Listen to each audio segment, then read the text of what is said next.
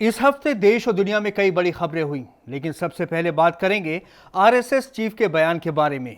उनके बयान ने एक बड़ी बहस छेड़ दी है, जो देश में हिंदू मुसलमान संबंधों की दिशा और दशा बदल सकती है। आदाब, मैं हूं आतिर खान। इस हफ्ते की देश और दुनिया की बड़ी खबरें लेकर हम हाजिर हैं। आइए सुनते हैं हेडलाइंस। आरएसएस चीफ का मुसलमानों पर बड़ा बयान। बॉलीवुड के अजीम अदाकार दिलीप कुमार नहीं रहे। सऊदी प्रिंस सलमान ईरान से चाहते हैं अच्छे रिश्ते। पाकिस्तान पर खुफिया दरवाजे से इजराइल तक पहुंचने का इल्जाम। आरएसएस चीफ मोहन भागवत ने पिछले इतवार को गाजियाबाद में मुस्लिम राष्ट्र मंच के एक प्रोग्राम में कहा कि तमाम हिंदुस्तानियों का डीएनए एक है। मुसलमानों को ये नहीं सोचना चाहिए कि हिंदुस्तान में इस्लाम खतरे में है, और जो लोग मुसलमानों से मुल्क छोड़ने को कहते हैं वो खुद को हिंदू नहीं कह सकते। हालांकि इस बारे में संघ की विचारधारा के फाउंडर वीर सावरकर का भी कहना था कि हिंदू मुसलमान एक ही मां के दो बच्चे हैं।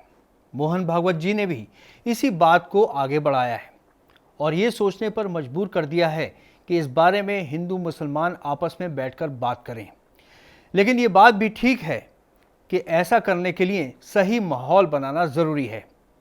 इस सिलसिले में सरकार, पुलिस, इंतज़ामिया और निचली अदालतों की भूमिका अहम होगी। भागवत साहब ने तमाम देशवासियों के सामने ये साफ कर दिया है कि इबादत या पूजा करने के तरीके की बुनियाद पर किसी के साथ फ़र्क नहीं किया जा सकता। उन्होंने मॉब लिंचिंग पर कहा है कि जो लोग इसमें शामिल हैं वो हिंदुत्व के खिलाफ हैं। जो लोग ऐसा कर रहे हैं, कानून को उनके साथ अपना काम करना चाहिए। तमाम हिंदू मुसलमान एक ही हैं। अगर उनके बीच कोई गलतफहमी है तो बातचीत से हल किया जा सकता है।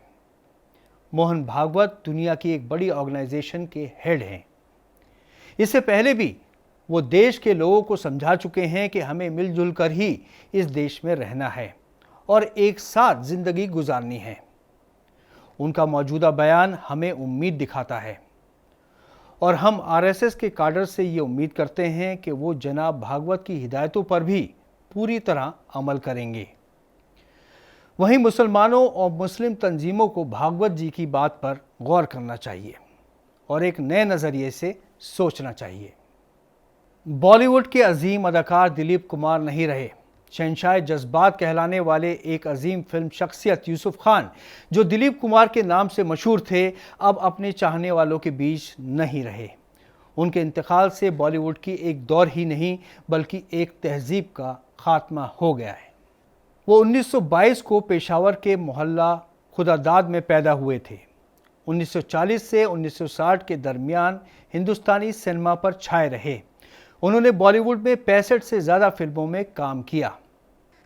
वो उस दौर के हैं जब फिल्म स्टार्स को मारूफ होने के लिए नाम बदलने पड़ते थे, लेकिन आजकल आमिर खान, शाहरुख खान और सलमान खान अपने असली नामों से ही जाने जाते हैं। दिलीप कुमार अपनी फिल्म्स में रोमांस, ट्रेजेडी और कॉमेडी के किरदार की छाप हमेशा के लिए छोड़ गए हैं, मगर उनको ट्रेजेडी किंग के तौर पर ही पहचाना गया। उनकी मशहूर फिल्मों में देवदास, अमर, आन, नया दौर, कर्मा, सौदागर और मुगले आजम शामिल हैं। इसीलिए फिल्मों में ना भुलाया जा सकने वाले किरदारों और अदाकारी के लिए उन्हें हिंदुस्तानी फिल्म नगरी का सबसे बड़ा अवार्ड दादा साहिब फाल्के दिया गया था। मशहूर गायिका लता मंगेशकर भी उनकी मौत की खबर सुनकर इमोशनल हो गईं। उन्होंने कहा वो अपने भाई से बिछड़ गई हैं। हम फिल्म इंडस्ट्री से ये उम्मीद करते हैं कि वो उनकी विरासत को जिंदा रखेगी। आगे बढ़ते हैं। इस हफ्ते अरब मुल्कों से एक बड़ी खबर। सऊदी अरब के प्रिंस मोहम्मद बिन सलमान ने कहा है कि उनका मुल्क ईरान के साथ अच्छे ताल्लुकात कायम करना चाहता है ताकि इलाके में अमन रहे। सऊदी अरब के प्रिंस ने काफ़ी दिनों के बाद अल अरबिया टीवी को दिए गए इंटरव्यू में बहुत साफ लहजे में कहा है कि तेहरान हमारे साथ अमन कायम नहीं करना चाहता, जबकि वो उसका पड़ोसी मुल्क है। सऊदी अरब की सरहद पर यमन के हूती मलेशिया बराबर हमले करते रहे हैं और ईरान पर यह इल्ज़ाम लगाया जाता रहा है कि वो हूती मलेशिया को हथियार सप्लाई करता है। हालांकि ये हूती यमन के बागी हैं। सऊदी अरब इन मामलों में अपना बचाव करता रहता है, लेकिन फिर भी यमन के हूती बागी उसके लिए लगातार परेशानी का सबब बनते जा रहे हैं। प्रेस ने यह तक कह दिया है कि दोनों मुल्कों के एक दूसरे से बहुत से फायदे जुड़े हुए हैं। उन्होंने कहा कि ईरान के साथ ताल्लुकात को बेहतर बनाने के लिए हम दूसरे मुल्कों के साथ मिलकर काम कर रहे हैं, लेकिन अपनी सरहद पर हम हथियारों से लैस बागियों को बर्दाश्त नहीं कर सकते, क्योंकि ये इलाके की सलामती के लिए खतरा है।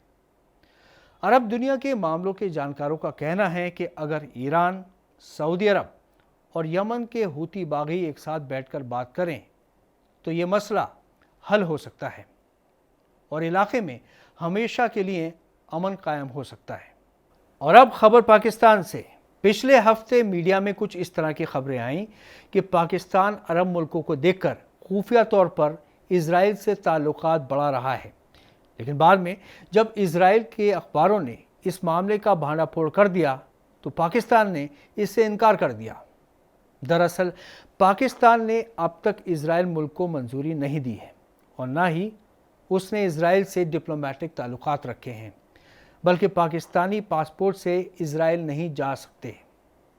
अरब मुल्कों की इजराइल के साथ ताल्लुकात बढ़ाने की जो दौड़ जारी है, उसमें मुखालफत के बावजूद मोरक्को और यूएई ने अपने यहाँ इजराइल के दूतावास कायम कर लिए हैं और इस तरह इजराइल के वजूद को मंजूरी दे दी है। ज़्यादातर अरब मुल्कों का कहना है कि जब तक फ़िलिस्तीन का मसला हल नहीं हो जाता है, उस वक्त तक वो इजराइल के साथ ताल्लुकात कायम नहीं करेंगे। इलाके के मुल्कों की देखा देखी पाकिस्तान को भी इस खेल में कहीं ना कहीं माली फ़ायदा नज़र आता है और वो इसके लिए चोर दरवाजे की तलाश में रहता है। एक और पाकिस्तान इजराइल के साथ रिश्ते बनाना चाहता है तो दूसरी ओर मुसलमानी दुनिया की आंखों का तारा भी बना रहना चाहता है। और अब हिंदुस्तान की विविधता में एकता वाली खबर। एक हिंदू पेंटर लिखता है, देश की मस्जिदों में आयतें। अगर मस्जिदों में कुरानी आयतें लिखवानी हो तो आजकल हैदराबाद के अनिल चौहान को ही बुलाया जाता है। अनिल चौहान पेशे से पेंटर हैं। इस पेशे ने ही उन्हें उर्दू लिखना सिखा दिया। कुछ समय बाद कलात्मक ढंग से उर्दू खत लिखने में उन्हें महारत हासिल हो गई और वो गज़ब की उर्दू लिखने के लिए मशहूर हो गए। 30 साल पहले कुछ लोगों ने उनसे मस्जिद में कुरान की आयतें लिखने के लिए कहा। उन लोगों ने हैदराबाद की किशन बाग स्थित अल नूर मस्जिद को अनिल चौहान की कला से सजाने की ख्वाहिश की। इस मस्जिद में उन्होंने गज़ब की कैलीग्राफी की। उसके बाद तो उनके चाहने वालों की तादाद बढ़ती ही चली गई और फिर उनका कलात्मक अरबी लिखने में भी हाथ साफ हो गया। अनिल हिंदू धर्म में पूरी अकीदत रखते हैं। इस बीच कुछ लोगों ने यह एतराज़ किया कि गैर मुसलमान किसी मस्जिद में कुरानी आयतें कैसे लिख सकता है। इस एतराज़ से अनिल चौहान को काफ़ी तकलीफ़ पहुंची। अनिल चौहान जामिया निज़ामिया के इस्लामिक विश्वविद्यालय पहुंचे और इस एतराज़ पर फतवे की मांग की। मुफ्तियों ने मुसलमानों के एतराज़ को खारिज कर दिया।